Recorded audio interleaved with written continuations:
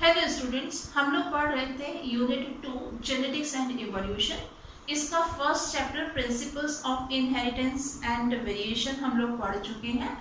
आज हम लोग पढ़ेंगे नया chapter molecular basis of inheritance. Inheritance आपको मालूम है क्या होता है? Transmission of characters from one generation to next generation.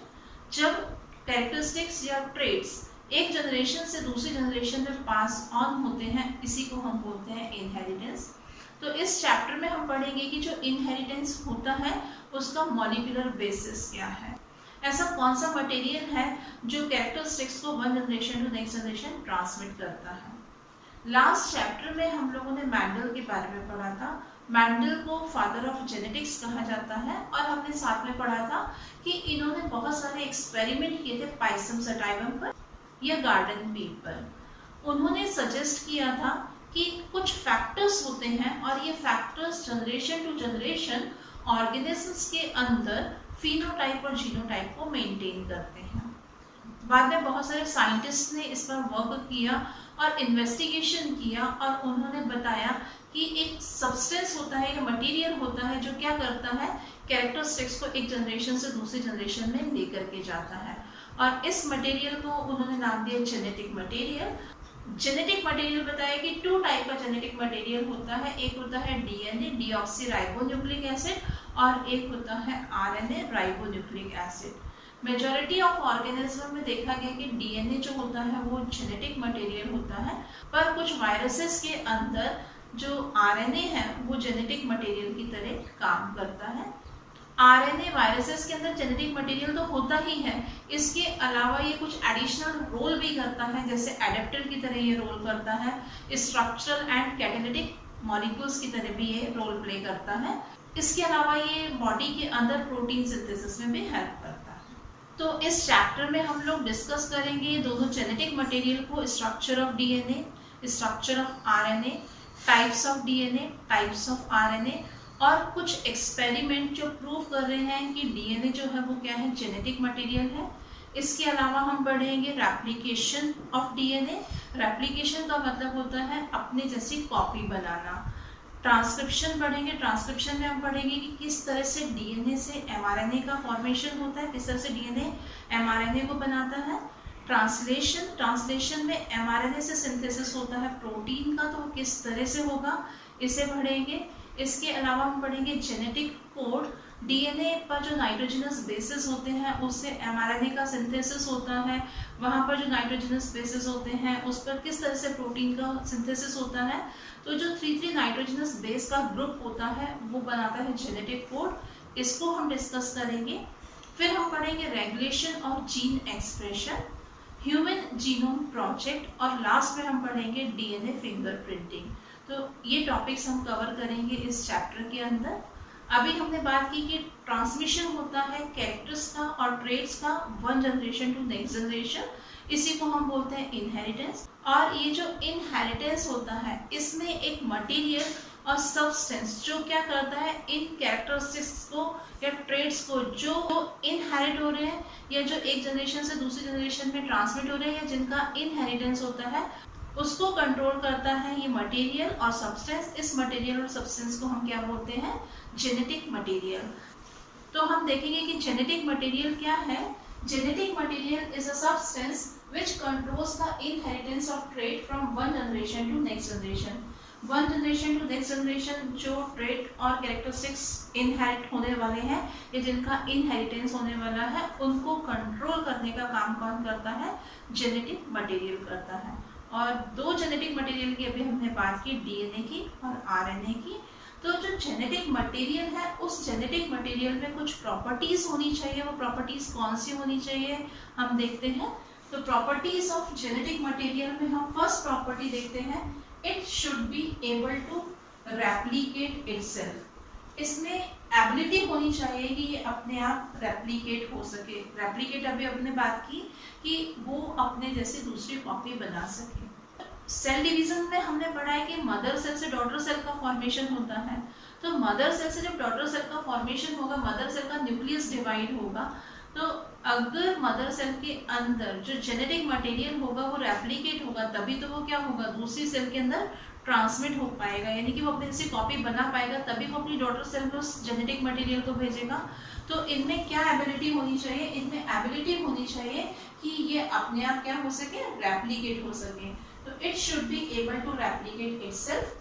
Second property है it should be stable both chemically and structurally. जो जेनेटिक मटेरियल होता है वो स्टेबल होना चाहिए, स्ट्रक्चरली भी और केमिकली भी। नेक्स्ट प्रॉपर्टी देखते हैं, it should show stable mutation and mutation should be inheritable. और इनमें म्यूटेशन होना चाहिए, म्यूटेशन कैसा होना चाहिए, स्टेबल म्यूटेशन होना चाहिए, और वो म्यूटेशन ऐसा होना चाहिए कि जो एक जनरेशन से दूसरी जनरेशन में पास हो सके। जेनेटिक मटेरियल में जब म्यूटेशन होता है तो ये म्यूटेशन जब एक जनरेशन से दूसरी जनरेशन में ट्रांसमिट होगा तो तभी इवोल्यूशन के चांसेस होते हैं। अगर म्यूटेशन एक जनरेशन से दूसरी जनरेशन में ट्रांसमिट नहीं होगा तो क्या होगा, इवोल्यूशन नहीं होगा। नेक्स्ट प्रॉपर्टी है it should be able to translate the information by transcription.